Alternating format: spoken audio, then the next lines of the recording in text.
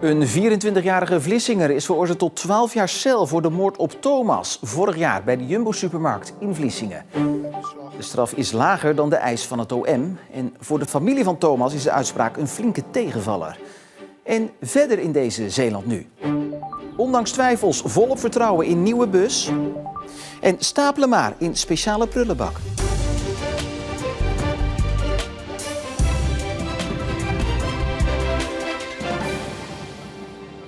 Goedenavond. De 24-jarige man die vorig jaar juni in een Jumbo-supermarkt in Vlissingen de 44-jarige Thomas doodschoot, is veroordeeld tot 12 jaar cel en wordt daarna onder intensief toezicht geplaatst. Volgens de rechtbank in Breda is er sprake van doodslag. De 24-jarige man was vorig jaar met zijn vriendin in de supermarkt toen zij ruzie kreeg met een andere vrouw, de schoondochter van Thomas. Er ontstaat een vechtpartij en Thomas schiet te hulp, waarop er een ruzie ontstaat tussen hem en de 24-jarige Vlissinger. Die voelt zich ingesloten en schiet vervolgens 2 keer op Thomas, die even later aan zijn verwondingen overlijdt. En inmiddels aangeschoven verslaggever Mercy Kaarmans. Ja, Mercy, het OM had 14 jaar cel geëist. Hoe is de rechtbank tot deze uitspraak gekomen? Ja, dat heeft er vooral mee te maken dat deze Vlissinger wordt gezien als licht verminderd toerekeningsvatbaar. Zijn intelligentieniveau wordt omschreven als zwak begaafd. En ook zijn ontwikkeling is nog wat onrijp. Hij is wat jong voor zijn leeftijd, om het maar zo te zeggen. En het is ook zo dat de rechtbank heeft gekeken naar de omstandigheden waarin alles is gebeurd. Er ging natuurlijk een ruzie aan vooraf. Thomas heeft zelf ook klappen uitgedeeld. Maar tegelijkertijd zegt de rechtbank ook heel duidelijk dat rechtvaardigt niet dat er geschoten is. Waarbij Thomas natuurlijk ook nog eens om het leven is gekomen, want er was geen sprake van noodweer. Nee, hoe heeft de familie van Thomas gereageerd? Ja, die spreken echt van een flinke teleurstelling. Ze hadden gehoopt echt wel op die 14 jaar. En die 12 jaar vinden ze gewoon te weinig. Zij vinden ook nog steeds dat er sprake is van moord. Het is namelijk ook zo dat de verdachte met een geladen wapen naar de supermarkt ging. Ja, de rechtbank zegt daarvan dat is natuurlijk ook ongelooflijk dat hij dat heeft gedaan. Maar hij wist van tevoren natuurlijk niet dat hij Thomas zou tegenkomen. En daarom is er geen sprake van moord. En hoe heeft de verdediging gereageerd op de uitspraak? Ook zij zijn niet helemaal blij. De advocaat van de schutter die vindt de straf juist weer iets te hoog. Hij zegt, ja, mijn cliënt is nog onrijp in zijn ontwikkeling. Hij stond doodsangsten uit in die supermarkt. En daar is te weinig rekening mee gehouden. En zij denken er dan ook over om in een hoger beroep te gaan. Is dus nog niet afgelopen. Mercy, dank je wel. Jan-Paul van Hekken kan zijn koffers gaan inpakken, want de voetballer uit Arnhemuiden is door bondscoach Ronald Koeman opgenomen in de definitieve selectie voor het WK in de VS. En dus zullen ze hier in Arnhemuiden trots zijn op hun Jan-Paul van Hekken. Van Hekken is pas de 6e Zeeuw die namens Oranje gaat uitkomen op een WK. En de laatste is alweer een tijdje geleden. Dat was Peter van Vossen tijdens het WK in 1994. En naast Van Hekken doet er nog een Zeeuw mee. Bij Curaçao is Godfried Roemerato uit Oostzoelburg geselecteerd. Voor beide voetballers begint het WK op 14 juni. In Goes hebben het CDA, SGP ChristenUnie, VVD en D66 een coalitieakkoord op hoofdlijnen gesloten. De komende tijd wil de kerstverse coalitie in gesprek met de oppositie om een raadsbrede afspraak te maken. Goes is de 6e gemeente in Zeeland met de nieuwe coalitie. De 2 grootste partijen in Goes, Nieuw Goes en GroenLinks PvdA, zitten de komende jaren in de oppositiebanken. En de provincie waarschuwt weer voor de Japanse kruiskwal in het Viersemeer en het Grevelingenmeer. Daar is de kwal gezien bij Wolvaartsdijk en Bruinisse. De waarschuwing is een maand eerder dan normaal. Bij aanraking met de kleine en vrijwel doorzichtige kwal is er een kleine kans op een allergische reactie. De kwal leeft vooral tussen waterplanten en wier. Hoe gaat het met de elektrische bussen die vanaf december rond gaan rijden in Zeeland? Verantwoordelijk gedeputeerde Harry van der Maas is naar China gegaan waar ze worden gebouwd. En zijn conclusie: het gaat helemaal goed komen. Maar elders in het land denken ze daar heel anders over. Daar zit hij, achter het stuur, op de Chinese snelweg in een van de gloednieuwe elektrische bussen. Provinciebestuurder Harry van der Maas was afgelopen week in China waar die bussen worden gebouwd. Waarom? Ter controle. Loopt alles wel op schema? En wat denkt u? Dat ziet er goed uit. Met andere woorden, ik heb daar vertrouwen in. En dat is maar goed ook. Want in december rijden de elektrische bussen van het Chinese bedrijf Build Your Dream rond in Zeeland. Maar als je googelt op elektrische bussen van Build Your Dream, kom je talloze nieuwsberichten tegen. En die zijn niet bepaald positief. In Lelystad stuurden buschauffeurs een brandbrief naar de provincie. De accu's werken niet, de communicatie hapert, de bus heeft een afwijking naar rechts en de chauffeurs voelen zich onveilig. In Oost-Nederland moeten chauffeurs naar de fysio, omdat ze pijntjes oplopen van het bijsturen en de scheve stoelen. In Overijssel zijn er zorgen, in Gelderland en Flevoland worden boetes uitgedeeld, laden lukt niet en in Noorwegen zijn ze bang dat de Chinezen een killswitch hebben gemonteerd. Alles wat er maar mis kon gaan, is misgegaan. En dan toch kiezen wij voor elektrische bussen. Daarom is statenlid François Babijn er iets minder gerust op. Sterker nog, hij houdt zijn hart vast. Ik denk altijd, als dat maar goed gaat. Met zoveel voorbeelden waar het misgegaan is. Kunt u nog eens een paar van die voorbeelden noemen? Ja, ik dacht Gelderland dat ze de 122 bussen het liefst wilden terugsturen. Maar daar heeft Van der Maas op zijn beurt naar gekeken. Hij zegt dat veel van die kinderziektes verdwijnen omdat in China wordt gewerkt aan een nieuwe, betere bus. Die niet dezelfde fouten heeft of dezelfde gebreken dan de vorige.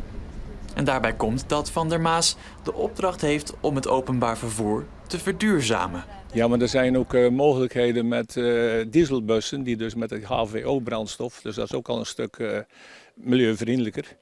Maar het gaat met name om de betrouwbaarheid dat dus die bussen rijden. Dat we dus niet het verhaal krijgen van busje komt zo, maar het busje kwam niet. Tja, en dan is er nog iets.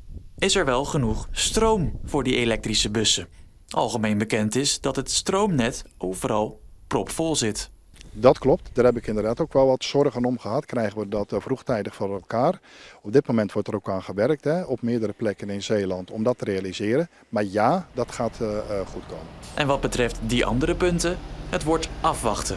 Maar één ding is zeker, als het misgaat, is hij de eerste die zijn mond opentrekt. De toekomst zal het leren. Maar wij hebben gewaarschuwd in ieder geval. Doe het niet.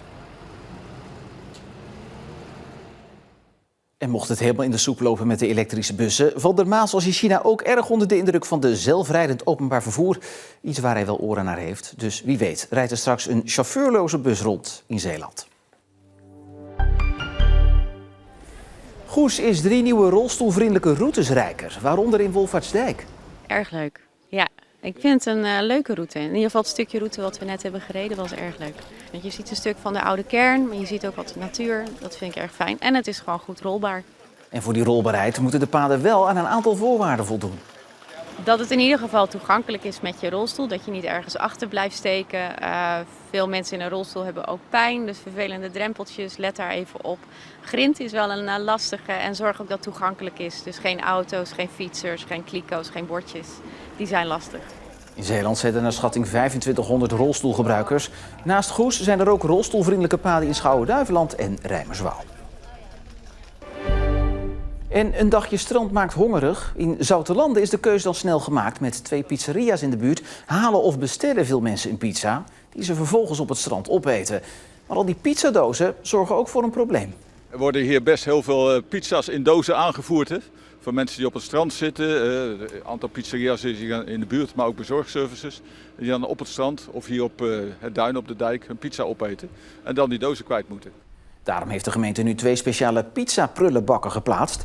En die blijken een groot succes. Tegelijkertijd weten veel mensen niet in welke afvalbak een pizzadoos nou eigenlijk thuis hoort.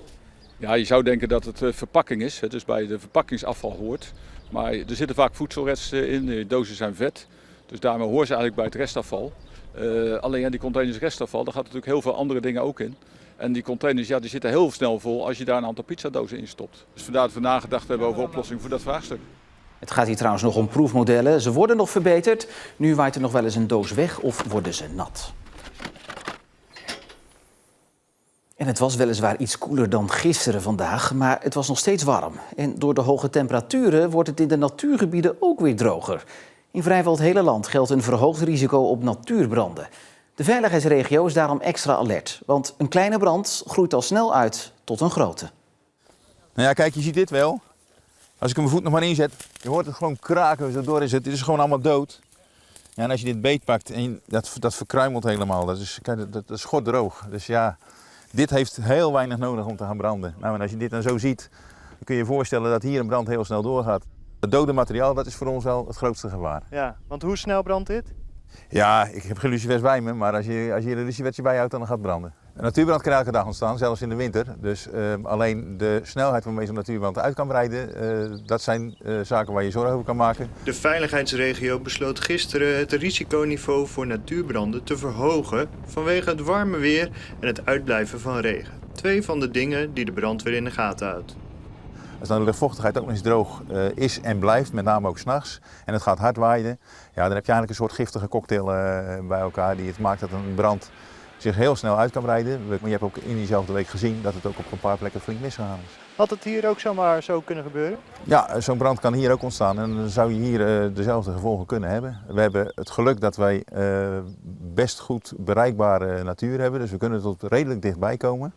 Maar er zijn ook plekken waar we gewoon niet kunnen komen en ja, dan moet je echt gewoon, dan gaat zo'n brand gewoon zijn eigen gang, zeg maar. En als het dan misgaat, is het alle hens aan dek, onder andere voor Patrick. Hij is chauffeur bij de Postburg Haamstede en rijdt in een speciaal aangepaste brandweerauto.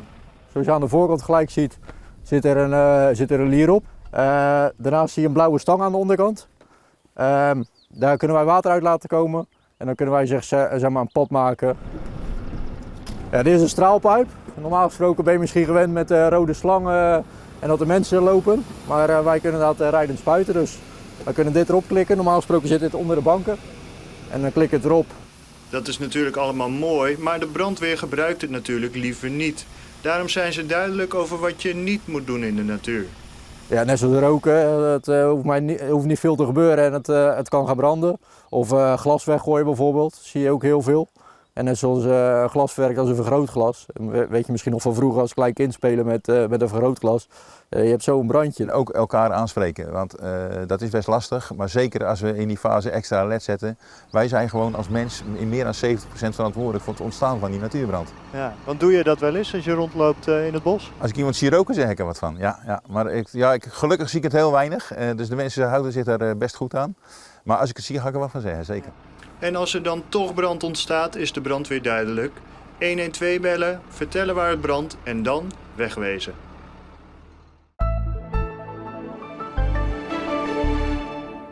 Ik zei het er net al, het was een stuk koeler dan gisteren. En dat kwam door meer bewolking en ook door meer wind. De tropische 30 werd dan ook niet aangetikt met maximaal 27 graden. Morgen wordt het wel weer warmer met maximaal 29 graden. Vrijdag wordt er nog een gezellig schepje bovenop gedaan. En gaat het weer richting de 30. In het weekend zou het dan weer voorbij moeten zijn. En tot zover deze Zeeland Nu voor vandaag. Hou onze app en de site in de gaten voor het laatste Zeeuwse nieuws. Voor nu in ieder geval nog een hele fijne avond.